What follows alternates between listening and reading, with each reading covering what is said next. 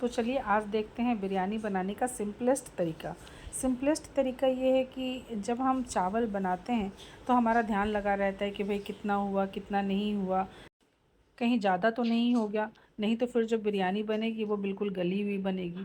तो इससे सबसे सिंपलेस्ट तरीका ये है कि बिरयानी को बनाने के लिए जो चावल हम बनाएंगे उसको विभिन्न मसालों के साथ माइक्रोवेव में 10 मिनट्स के लिए डाल दीजिए। दूसरी तरफ मैंने शुद्ध घी डाला है, इसमें मोटी तली का बर्तन लिया है और गरम मसाला साबुत मैंने डाल दिया है। और ये है मेरे नेटेड चिकन। तैयारी के लिए मैंने ये चावल थोड़ा सा बना लिया है जिसमें गरम मसाले और खड़े मसाले शाह जीरा वगैरह डाला है। और इसमें ये देख लेते हैं,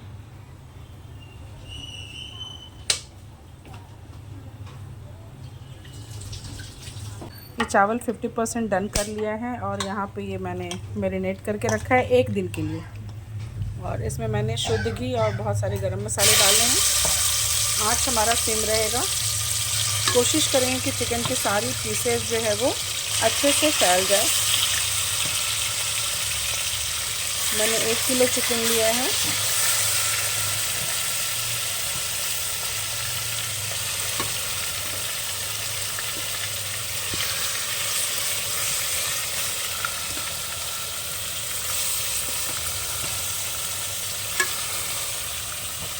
मैरिनेटेड चिकन में दही के साथ सारे मसाले डाले हैं मैंने और साथ में डाला है भुना हुआ प्याज, जो इसका बहुत ही इम्पॉर्टेंट इंग्रेडिएंट है। इसे अच्छे से फैला देंगे, दबा दबा देंगे। आँच हमारा पूरे टाइम सिम पे रहेगा। और ये जो राइस मैंने बनाया था इसे इसके ऊपर फैला देंगे।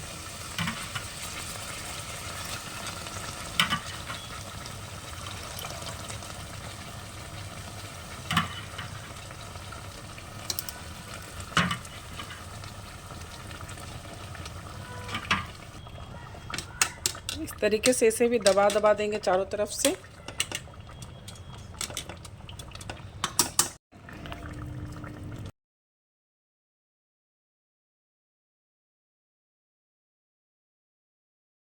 ये भुना हुआ प्याज डाल दिया मैंने और ये भुना हुआ प्याज मैंने मैरिनेशन में भी डाला था। इसी से बहुत ही उम्दा स्वाद आता है यदि आप बनाते हैं बिरयानी।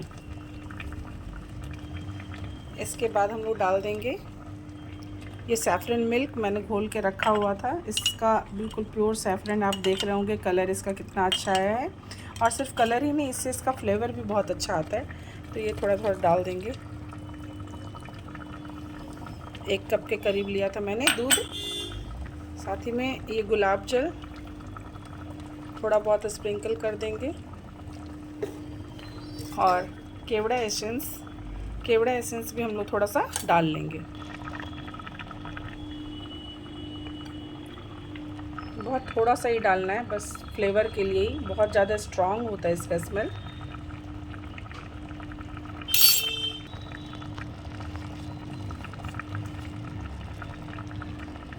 ये पुदीना पत्ता और धनिया पत्ता इतना सारा नहीं डालेंगे, मैं इसमें से काट के डालूँगी। ये धनिया पत्ता और पुदीना पत्ता इसे भी इस समय स्प्रिंकल कर देंगे। और धनिया पत्ता पुदीना पत्ता का इस्तेमाल मैंने मैरिनेशन में भी किया था, बहुत ज़रूरी है क्योंकि पुदीना पत्ता और धनिया पत्ता के फ्लेवर से ही तो बिरयानी का असली टेस्ट आता है।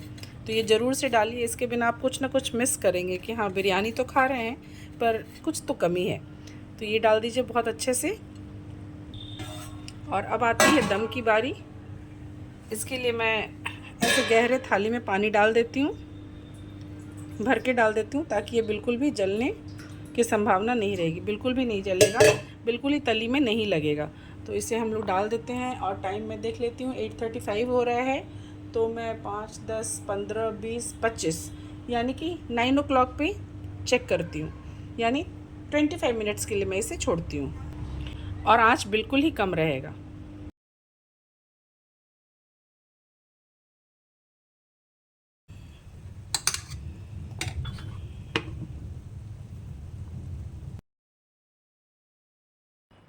अगले 5 मिनट के बाद जब मैंने इसे खोला ना, तो इसका कलर और इसकी खुशबू दोनों ही मदहोश करने वाले थे। बिरयानी बनाने के लिए हमेशा ही मोटी तली की बर्तन का इस्तेमाल करना होता है।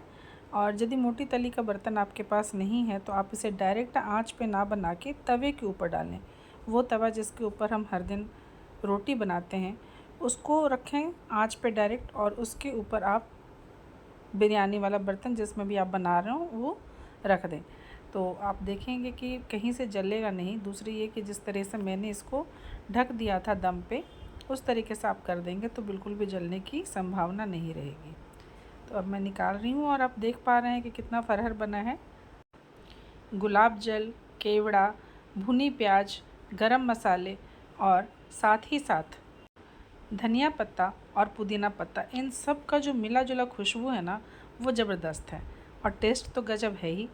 तो बस मैं सर्व कर देती हूँ और एंजॉय करते हैं। और आपको कैसी लगी मेरी रेसिपी